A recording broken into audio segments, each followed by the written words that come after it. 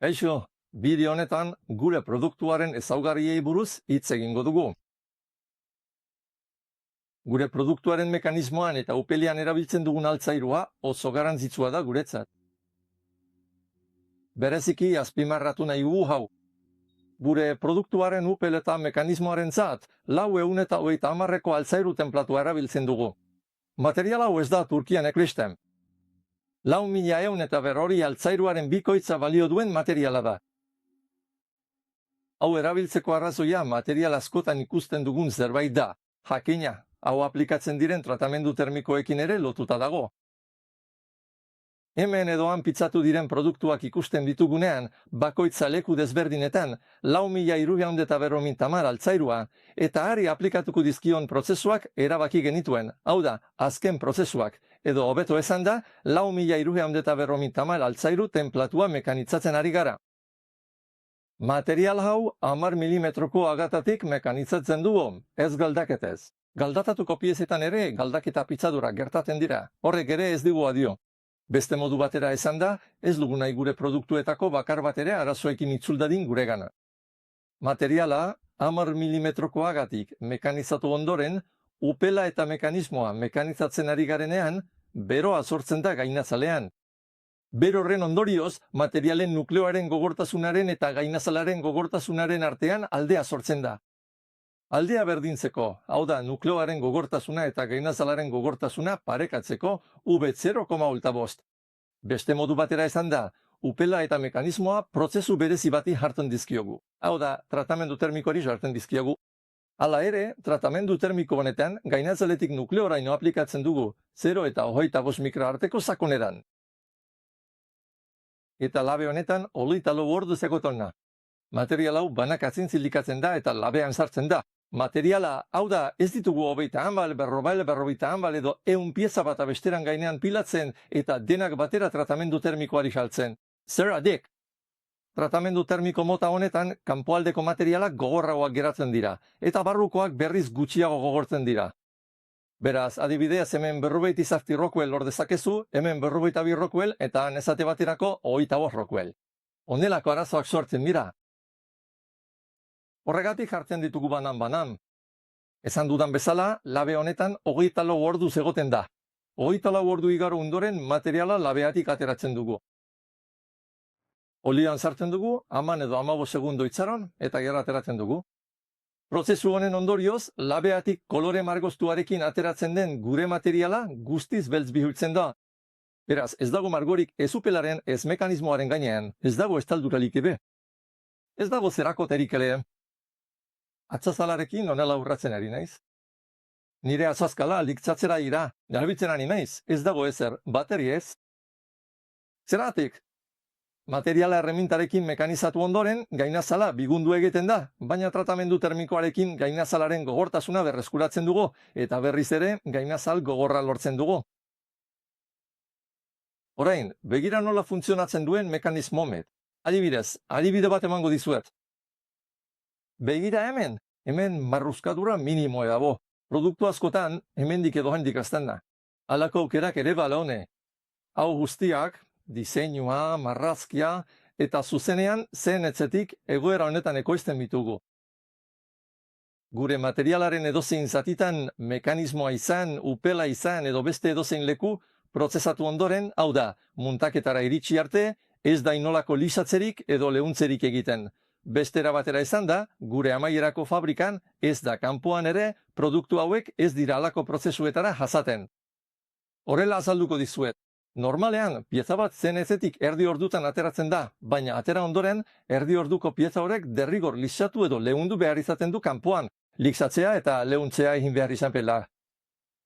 Baina gure piezentzat, zen etzetik 40 edo 45 minututan ateratzen dira, eta ez dugu inongo txirbila edo errebarik usten gainean. Barruna begiratzen baduzu guztiz garbi dago. Ez duzu tresnaren markarik ere ikusten piezetame. Ez da inolako akabera prozesurik egiten ez upelari, ez mekanismari, ez pistolaren beste inongo piezari. Upela ere horrela ikus dezakazu. Upela ere gure fabrikan bertan egitena. Ez dakit ondo erakusten ari naizen. Kartutxoaren ganbera ere horrela sartzen da. Bikoiztutako malbuki bat eralizina. Hemen dagoen pieza hau altzairuzkoa da. Lehenik eta behin hau kendu behar duzu tiropina ateratzeko. Bigarrenik hemen daukagun giltza hau kendu behar duzu. Horrela ikus dezakezu? Uste dut ikus dezakezuna. Hirugarrenik hemen dagoen pina kendu behar duzu tiropina atera ahal izateko. Hau da puntu gorriko bisorea jardakiokien modelo bak. Horretaz gain, hozgailu eta isilgailurareko eredu bisual bat daukagu. Tiropina jarrita dagoela honela kargatzen dudanean, hemen tiropinaren adierazle bat dago. Beraz, gure tiropinak kargatuta hor. Horrek esan nahi du kartutxoa dagoela ganbelan. Berriro ere, hemen kartutxoa dagoenean, kanpora ateratzen da badakizunez. Ateraliak presioa egiten du. Aterailearen goiko zatia pintura gorriz margotuta nago. Honek ere erakusten digu kartutxoa dagoela ganberan, edo hobeto esan da hori adirazten digu. Markora helduta, egia esan, 3 urtetan iritsi ginen polimerozko marko honetara. Hau ere bai. Ja, 6 aldiz garestiagoa da hau. Enpresa estandar askok erabiltzen duten materialarekin alderatuta. Eta 3 urte behar izan genituen material hau lortzeko. Zer nahi genuen? Zer nahi genituen material honen propietateak izatea? Edo hobeto esan da, irizpide batzuk genituen. Lehen irizpidea, ez du ezetasunik zurgatu behar. Bigarrena, ez du ezetasunik askatu behar. Hirugarrena, kolpekiko erresistentea izan behar du. Laugarrena, beroarekiko erresistentea izan behar du.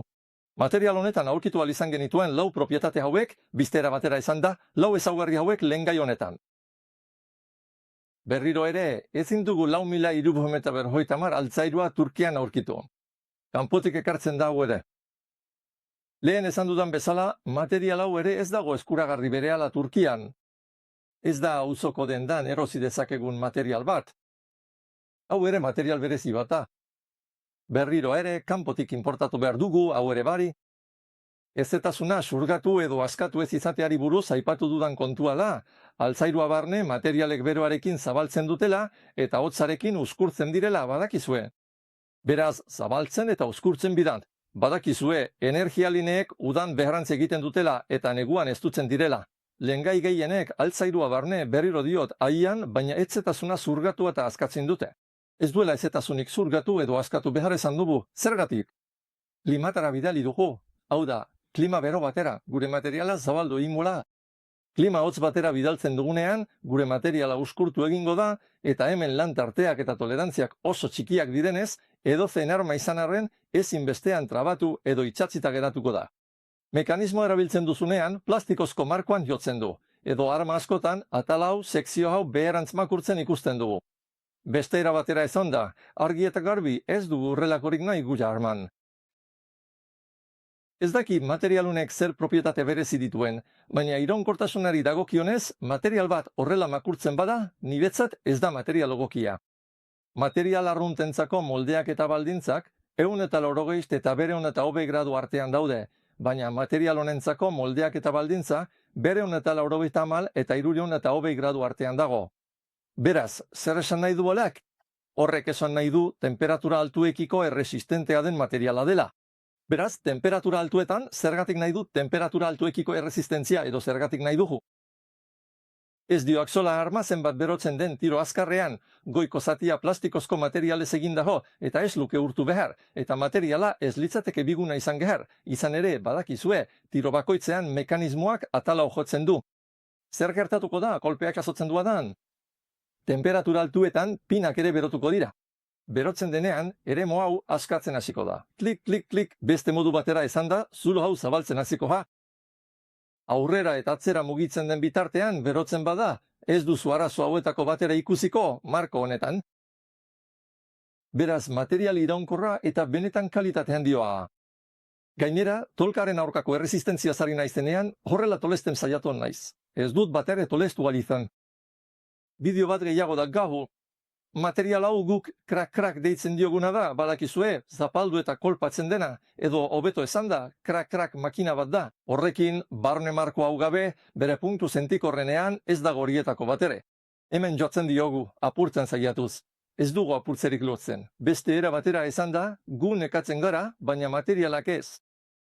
Horregatik da material hau ezinbestekoa guretzat. Berriro ere, material honen injekzio moldak eta gok geuk egiten dugu, gure fabrikan bertan. Eta materiala moldatu ondoren, ez da inolaz ere aparatu edo forma emateko gailu bat itxasten. Hau da, material askorekin horrela izaten da.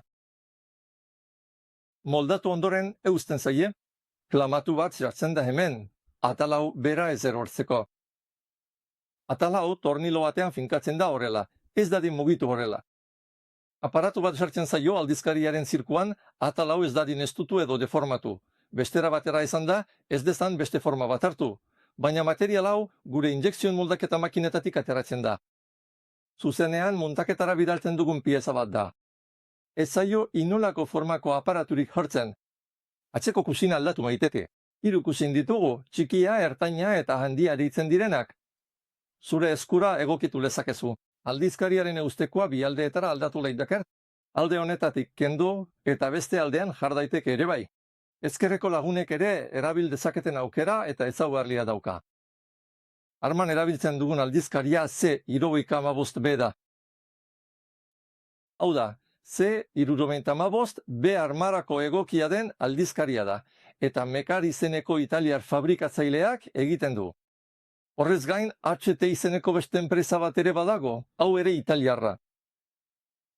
Beraz, eskaera egiteko zein dagoen, haien ekoizpen egoeraren edo entregatzeko denboren arabera, batzutan AZT-tik jasotzen ditugu aldizkariak, batzutan Mekarretik, bi enpresa italiara hauetatik, eta gure produktura gehitzen ditugu. Galdetuko duzue, zergatik italiala? Gure ustez kontua aldizkariela.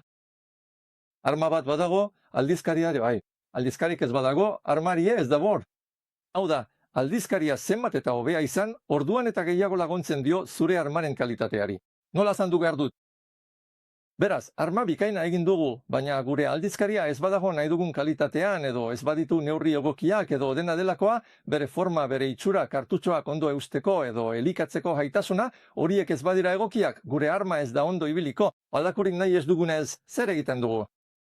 4.350 altzairua erabiltzen badugu mekanismoan eta kanoinan, polimeroan ere material honena erabiltzen saiatzen gara. Beraz, oraingoan ere aldizkari osoan ahalik eta homena erabiltzen saiatu gara. Hau da, guztian. Hau da gure segurtasun eredua, gure segurtasua. Tiro giltzaren segurtasun adaltar. Hemen sakatzen badugu, tiro giltza askatuko da. Baina albo jatetik horrela sakatzen badugu, ez da askatuko. Gure piro giltza ez da aztatu bo. Hau da piro giltzaren segurtasun bat, gerritik pistola azkar ateratzen saiatzen garenarako diseinatua. Tiro giltzaren segurtasun bat da, ustekabeko tiroak saiesteko egina, geure burua ez tiro egiteko edo tiro giltza nahi ez den pozizio batean askatu ez dadin. Tiro egiteko banaiz, zehazki pozizio honetara etoriko naiz. Tiro giltzan sakatzen dudanean, berehala sakatzen dudan unian, nire tiro giltza askatuko da. Horretaz gain, albo batetik sakatzen badut edo azkar tiratzen badut, ez da askatzen. Beste gauza bat, guk kontuan hartzen duguna edo zuk kontuan hartzea nahi duguna, da mugimendu honetan erraiari erabat usten diodanean ere pozizio honetan blokeatuta egon behar duela. Horrela egiten ari naiz, zuk arreta jartzen ari zarelako. Ikusten altzu hemen urradurarik edo marradurarik, ez da horrelakorik. Orduan, adibidez, hemen pixka bat lodia da upela. Hau hemen jartzen dugun arratsoia da tiro egiteko, 3 puntuak asko hobeto eta eremu txikiago batean biltzeko aukera izateko. Helburu tiroketan, puntu gorri bat jar daiteke. Laser bat ere jar daiteke. Reset distantzia. Merriro kargatu dut. Konturatu bazara, reset distantzia ezin hobea da. Ez da oso luzea eta ez da oso laburra be. Izan ere oso laburra bada nahiko arriskutsua izan daiteke. Esan dezagun behar den bezala dagoela. Edo hobeto esan da, zuzena dela. Noizbait gure arma nonbait topatzen baduzu, hau ezin da benetan hitzetaz azdu. Sentitu egin behar duzu. Gatiloaren utxunea hartu ondoren, ukitu oso leungi gatiloa. Gatiloaren eta tiropinaren arteko gainazalaren sentikortasuna bakarrik senti dezakezu. Ez du inoiz klik-klik-klik soinurik egiten meseatzen. Gainazal guzpiz garbia dagoenez, zehazki jakin dezakezu noiz askatuko den tiropina. Bestela, zalantzan geratzen zara, jaitsi da, jaitsiko da. Nola esan behar dut, halako zerbait bezala. Hau gatiloan sentituko duzu alegia. Gure arma topatzen duzunean, hau probatzeko eskatuko dizugu. Hauetaz gain, 3 marko mota ditugu. Edo hobeto esan da, 4 kolore ditugu, beltza, lur grisa eta berdea. Hemen dauden hauetako inork ez dut zerako testaldurarik edo margoturik. Hemenetik begiratita, lehengaiari ebaki bat egiten diozunean, barrutik ere kolore bizibera ateratzen da. Beraz, kolore grisonen ertza labana batekin honela urratzen dut. Azpitik ere gris kolore atera fonda. Honek esan nahi du, lehengaia zuzenean erabiltzen dugula. Beste modu batean esan da, pintura nazketak ditugu. Nahazten ditugu materiala koloreztatuta atera laben. Ez diogu inolako estaldurarik enapean. Eskerrik asko entzutia hadik. Espero dut berriz elkar ikustira. Lan ona izan dezazmera.